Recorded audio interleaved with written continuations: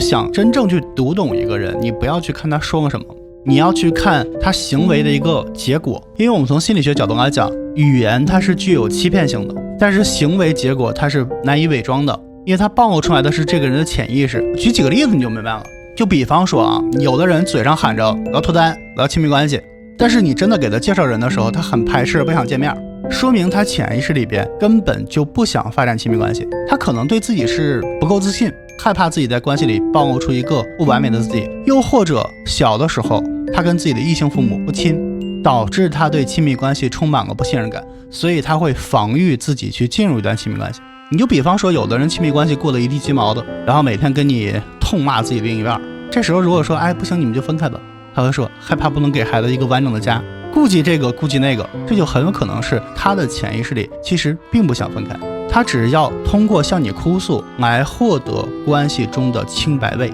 这样他就可以将自己的不幸都归到另一半身上了，以此来获得大家的同情。我们可以这么讲，就任何一段让人痛苦但是又没有办法离开的亲密关系，它其实都反映了这个关系中一定是有他潜意识层面得到的好处。所有的行为结果都是一个人潜意识的体现。当下一次你去判断一个人的时候，你不用去看网上教那些什么问题哪些问题看他怎么回答的，你只需要去想办法了解他经历的事实，然后看他行为的结果。就比方说，一个人口口声声说你是他的唯一，但是又总是做出让你伤心的事儿，那就是这个人的潜意识里边可能真的并不重视你。比方说，一个人嘴上说我要奋斗，我要成功，但是机会呢他从来不主动去争取，这就说明他的潜意识里并不想成功，他无法面对奋斗路上可能会失败的局面。你只有看到对方的潜意识了，你才能真正的去看懂这个人，你才能有选择这个人适不适合你，你还要不要跟他一块玩。但是我讲识人从来都不只是为了你让你筛选，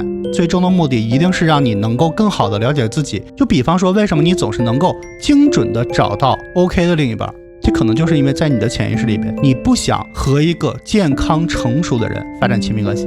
因为你内在是有缺失的，你非常非常渴望在亲密关系里得到补偿，但是一个人格成熟人他给不到你那种浓烈的夸张的爱，所以哪怕你明明知道这个人不对，越孽越爱。就比方说，为什么你没有办法离开一段充满了贬低打压消耗你的亲密关系，就是因为我们的潜意识里边会贪恋一种熟悉的感觉。那可能你小的时候经常被父母贬低，所以你的潜意识特别熟悉被贬低，并且驱使你找到一个同样去贬低你的伴侣。因为熟悉就意味着安全，意味着你无需为自己的情感模式做出改变，这种惰性会牵引着你清醒的去沉沦。我们再往外了说，为什么你在生活里工作中总是犯相同的错误，永远学不会吃一堑长一智？就为什么你明明很讨厌你的父母身上某一点，但是你最后发现你越活越像他们了？就这些你以为命中注定的事儿，其实都是来自于你的潜意识。